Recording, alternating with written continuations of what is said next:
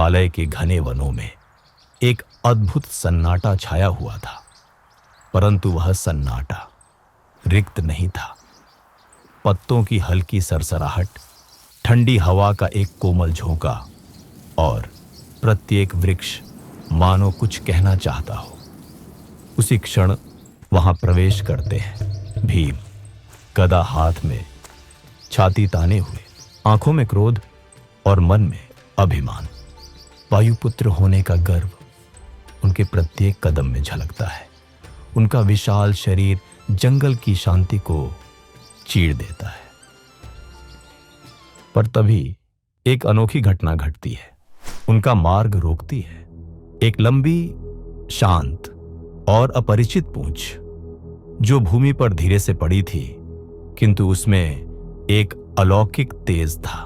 भीम रुक जाते हैं, दृष्टि घुमाते हैं और क्रोधित हो उठते हैं। उनकी दृष्टि जाती है एक तपस्वी की ओर। वे वृक्ष के नीचे स्थिर भाव से विराजमान है, मानो समय से परे शाश्वत हों।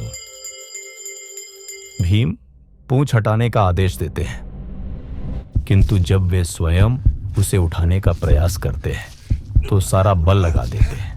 फिर भी पूंछ ज्यों की त्यों बनी रहती है।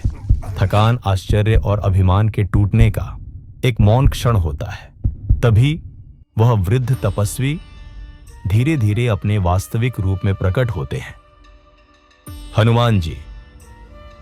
उनका शरीर तेजोमय, आंखों में करुणा, रूप में भक्ति का भव्य वैभव।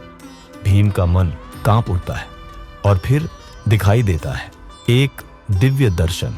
हनुमान जी और उनके समक्ष स्वयं वायु देवता। वीरता में बल हो सकता है, परंतु सच्ची शक्ति तो उसमें है जो विनम्र है। असली बल तो नम्रता में छिपा होता है। फिर हनुमान जी भीम को भविष्य का दर्शन करवाते हैं। अर्जुन का रथ, ध्वज पर विराजमान हनुमान जी और धर्म की रक्षा हेतु श्री कृष्ण की मुस्कान। भीम का हृदय विनम्रता से भर उठता है। उन्हें आभास हो जाता है कि यह यात्रा केवल शौर्य की नहीं, यह यात्रा है भक्ति, प्रेम और विनय की भी।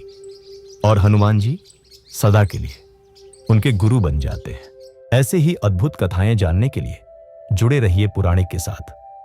हनुमान सागा के अगले अध्याय के लिए बेल आइकॉन जरूर दबाएं।